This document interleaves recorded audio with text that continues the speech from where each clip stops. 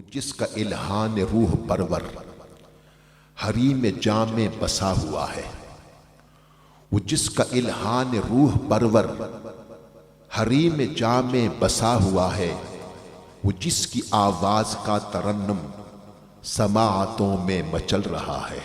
آپ کہہ سکتے ہیں سبحان اللہ، سبحان اللہ۔ وہ جس کی آواز کا ترنم سماعتوں میں مچل رہا ہے، وہ مدح خوان رسول برحق، وہ تیرا خالد وہ میرا خالد۔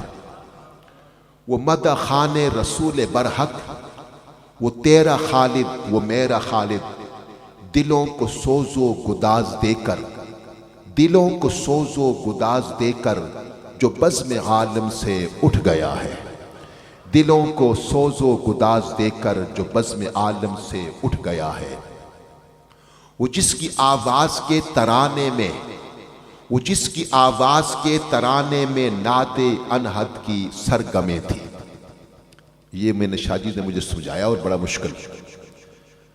وہ جس کی آواز کے ترانے میں نعت انحد کی سرگمیں تھی، وہ جس کے لہجے میں نور و نگہت کی تازگی تھی، چلا گیا ہے۔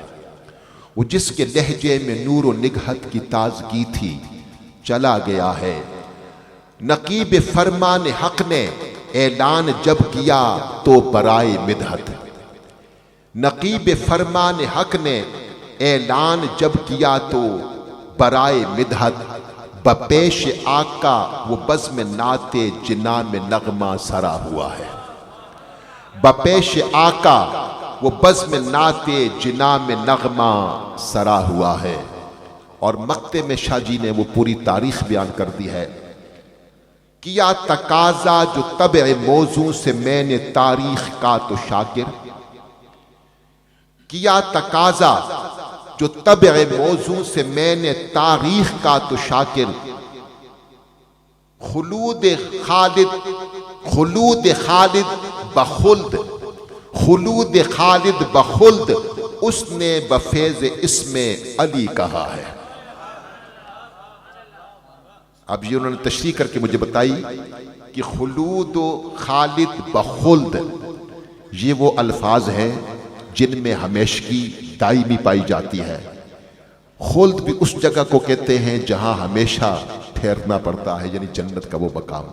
اور ان الفاظ میں سے انہوں نے ان کے اعداد نکالے ہیں، 1911 بنے ہیں، اور پھر اس میں اسم علی کے عدد نکالے ہیں 110، تو یہ 2021 بنے ہیں۔ ذرا کہہ دینا سبحان اللہ، سبحان اللہ۔ یہ کمال ہے شاعر کا، اللہ شاہ جی کو بھی عظمت عطا فرمائے۔ سن لیجئے گا پھر۔ کیا تقاضا جو طبع موضوع سے میں نے تاریخ کا تو شاکر، خلود خالد بخلد، خلود خالد بخلد اس نے بفیض اسم علی کہا ہے۔ وہ جس کا الہان روح پرور حریم جام میں بسا ہوا ہے، وہ جس کی آواز کا ترنم سماعتوں میں مچل رہا ہے۔